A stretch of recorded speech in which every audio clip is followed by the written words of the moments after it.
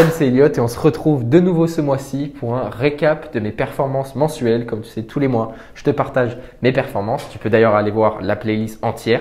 Ça fait plus d'un an maintenant que je te les partage sur YouTube. Donc aujourd'hui, on va parler du mois d'octobre 2022. Donc on est en ce moment le 31 octobre. Globalement, un mois qui a été assez compliqué, je trouve, à trader. Assez compliqué à trader tout simplement parce qu'il y a énormément de volatilité sur les marchés. Et avec cette volatilité vient aussi beaucoup d'incertitudes. On a vu des événements historiques se passer par exemple sur la livre sterling, qui est d'ailleurs une monnaie que j'ai décidé de ne pas trader. D'ailleurs, avant qu'on s'intéresse à mes performances, quelque chose que j'aimerais te transmettre, que j'ai vu ce mois-ci, c'est que par exemple, on avait donc beaucoup de volatilité et d'incertitude sur la livre sterling. Et il y a plein de personnes que je vois qui vont me demander « Ouais, je sais pas ce qui va se passer avec la livre sterling, je sais pas si je dois acheter ou vendre, je sais pas quoi faire avec la livre sterling. » Et ils me posent la question. Ma réponse a toujours été « Je sais pas non plus, j'ai aucune idée. » Donc qu'est-ce que je fais? Mais je la touche pas. J'achète pas et je vends pas de livre sterling. J'ai aucune idée de ce que ça va faire. Je trade seulement les monnaies où j'ai une petite idée de ce qui pourrait se passer, tu vois. Et il faut vraiment que tu aies cette vision-là quand tu trades et que tu ne trades pas pour trader. Tu vois ce que je veux dire? Tu trades parce que tu as une information qui te fait trader ou tu as des probabilités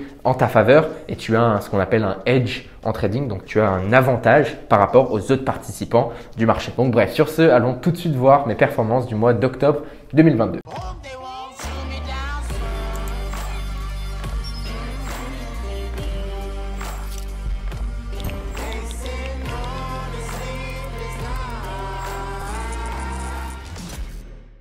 Alors, comme tu peux voir, je continue mon winning streak des mois de 2022, donc aucun mois de 2022 étant négatif. Et octobre est donc aussi un mois en positif avec un total de 16 trades. Ok, donc 16 trades.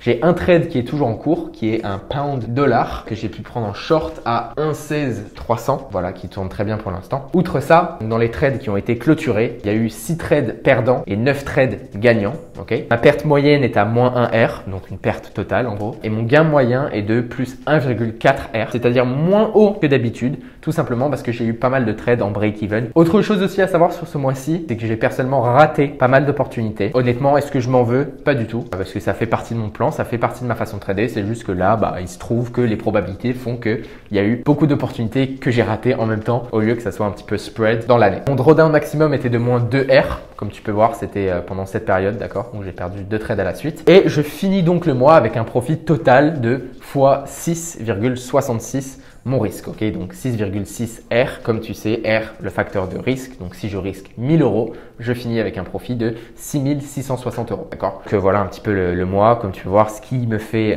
encore une fois gagner à la fin du mois, c'est le fait que mes profits sont toujours plus importants que mes pertes, malgré le fait que voilà, il y a des break-even au milieu. On regarde par rapport à l'année. Bon, on peut voir que c'est un mois finalement assez moyen, assez comme d'habitude, j'ai envie de dire, avec un mouvement assez tranquille, pas de gros drawdown, pas non plus de mouvements très impulsifs dans le sens où j'ai pas eu des profits très importants comme j'ai pu avoir en septembre, comme on le voit ici. Si on regarde d'ailleurs juste là, on peut voir mes performances mensuelles et tu peux voir que octobre, c'est donc dans la moyenne moins fort que le mois précédent, évidemment le mois de septembre qui était un super mois. Je t'invite d'ailleurs à aller regarder la vidéo de mes performances du mois de septembre. Et puis sinon, en termes de trimestre, donc on est évidemment en Q4, donc on commence le Q4 avec un profit, ce qui est pas mal. Et je rappelle aussi que les 6,66 R de profit clôturés en octobre ne prennent pas encore en compte les 2,20% qui sont flottants pour le moment sur pound dollar. D'ailleurs, si je te le montre, ça c'est la position que j'ai sur pound dollar, donc qui est vraiment en fait un rejet de zone clé. Et ce que je cherchais à trader avec ce trade, c'est vraiment la prise de profit des acheteurs. Ok, il faut savoir que à partir du low qu'on a vu depuis le budget de Truss, on a fait plus de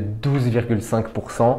Je rappelle que 12,5% en un mois, en gros, pour une perte de monnaie, c'est énorme, d'accord? C'est vraiment énorme. Donc, clairement, une zone très importante où on pourrait voir des personnes prendre des profits. Donc, j'essaye de trader tout simplement ce mouvement de la prise de profit et pas forcément trader un gros momentum. Donc, je pense même pas forcément, honnêtement, que ce trade va atteindre mon target. J'essaie juste de sécuriser le maximum que je peux sur cette position, qui est donc pound dollar et qui donc va rajouter des performances pour le mois d'octobre quand même. Donc, sur ce, maintenant, on va tout de suite aller étudier les trades que j'ai pu prendre dans le mois d'octobre. Mon trade le plus rentable, mon pire trade et le trade que je trouve le plus intéressant, qui était d'ailleurs honnêtement un des trades avec lesquels j'ai été le plus inconfortable de l'année 2022, où j'ai été le moins fier de ma gestion de position et surtout ma gestion d'émotions avec des pertes que j'aurais pu éviter. Donc allons voir tout de suite ça sur les écrans.